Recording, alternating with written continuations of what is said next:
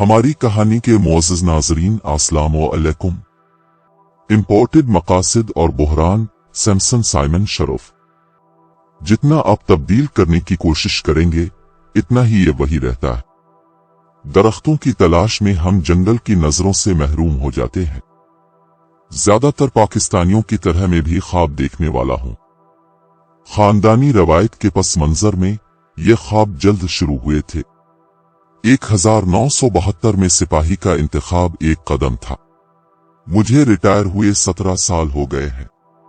मेरे तलबा और कैडेट्स ने 3 सितारों के तौर पर खिदमात अंजाम दें और रिटायर हुए। कुछ अब भी आला तरीन ओहदों पर हैं। मायूसी के बावजूद उम्मीद नहीं मानी जाती। ज्यादातर की तरह मैंने दरख्तों को शुमार नहीं किया है। मेरी ख्वाहिश है कि पाकिस्तान उफुक से आगे बढ़े।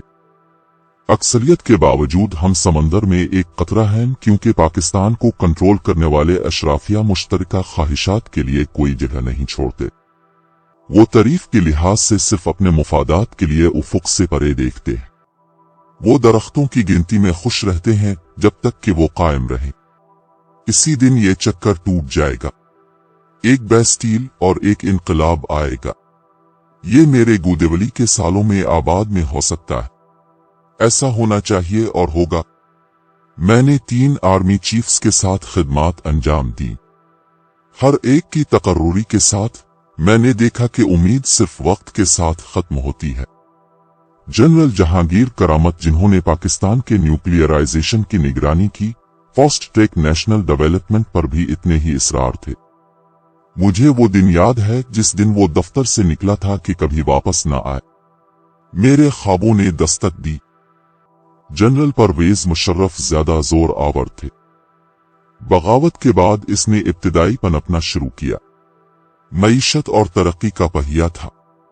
2004 तक वो दरबारियों में घिरा हुआ था। वो ट्रैक खो बैठा और बाहर निकल गया। हमारी कहानी के मुअज़्ज़ज़ नाज़रीन, जनरल अशफाक कयानी ज्यादा आराम से थे और गहरी सोच में थे। ज्यादातर वो 2 हुकूमतों को बरकरार रखने में मसरूफ रहे जो कौमी मुफाहमत की पैदावार थी। कोई शानदार चीज नहीं थी। उनकी तौसी ने जनरल मुशर्रफ के तवील दौर हुकूमत से पहले ही नुकसान पहुंचाने वाली चीन ऑफ कमान में खलल और खला का बाइस बना। जनरल मुशर्रफ के दौर में माशी बहाली के सम्राट चिकनाचूर हो गए और पाकिस्तान की तकदीर गुंडों के हाथ में दे दी गई। 2020-22 से जीडीपी की औसत 6 के साथ इमरान खान के मुख्तसर दौर के बाद उन्हें हुकूमत की तब्दीली के ऑपरेशन के जरिए हटा दिया गया और छीन लिया गया। ठग वापस आ गए हैं और 2007 से आज तक तसलसल है। जिस तरीके से उन कारपेट बेगर्स का इंतजाम किया गया है वो इमरान खान के लिए पहले से ही 3 मुतअद्दिद बंदूकों के जख्मों से सेहतयाब होने की निशानदेही करता है। निजाम उनके खिलाफ इस कदर लदा हुआ है कि पाकिस्तानी अवाम की उमंगें उनके साथ हैं। तब्दीली यहां वहां कोई फर्क नहीं पड़ेगा। 2007 से एनआरओ के अदाकार बैन अल-अक़वामी और कौमी हैं। बैन अल-अक़वामी अदाकार एक कमजोर, मिलनसार, बदनाम और गैर जोहरी पाकिस्तान के लिए आलमी तसल्लुत के एजेंडे पर मुसलसल अमल पैरा हैं। अंदरूनी कंजूस पियादे हैं जो बड़े ऑर्केस्ट्रा पर नाच रहे हैं। 2007 से आज तक वो उन्हीं रागों पर नाच रहे हैं। जियो स्ट्रेटेजिक टेम्पलेट पर इमरान खान एक छोटा सा नुक्ता है जिसने हिम्मत की और अमेरिका की क़यादत में गालिब तवाज़ुन को चैलेंज किया। वो अक्ल और खुद एतमादी की आजाद सोच रखने वाली आवाज थी। पर्दी जंगों पर उनके तबसरों को अच्छी तरह से नहीं लिया गया। पिछली दहाइयों से हुक्मरानी करने वाली और उनकी खिदमत करने वाली लचकदार हुकूमतों के मुकाबले में वो बहुत ज्यादा खुद मुख्तार नजर आता था। इसलिए इसे जाना पड़ा।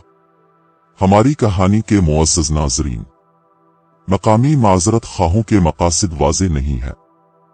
अगर मकसद एक शाइस्ता क़यादत को इक़्तिदार में लाना था तो मकसद आधे रास्ते पर ही पूरा हो जाता है, क्योंकि पाकिस्तान को पीछे की तरफ मोड़ना भी कमर तोड़ है। 8 महीनों में 3 दहाइयों से ज्यादा का नुकसान हुआ। अगर मकसद एक काबिल एतमाद क़यादत को इक़्तिदार में लाना था तो 60% लॉट बड़े पैमाने पर करप्शन में मुलव्वस है और अदालतों में इल्जामात, गिरफ्तारियों और एहतिसाब का सामना। उनको बचाने और जिंदा रखने के लिए एहतिसाब के कवानीन में तब्दीली की गई है। अगर मकसद पाकिस्तान को खराब तर्ज हुक्मरानी, बदअमनी, मनफी अवामी रद्द अमल और अदम इस्तेहकाम की तरफ ले जाने वाले रास्ते पर डालना था तो ये यकीनी तौर पर हासिल हो गया है। ये एक दरामदी मकसद है और उसी लिए दरामदी बहरान। ये सच है और हकीकत पर मबनी है। रात लंबी, तारीक और तूफानी है। एक कल होगा। नाजरीन, अगर हमारी कहानी पसंद आई है तो प्लीज हमारे चैनल को सब्सक्राइब जरूर करें।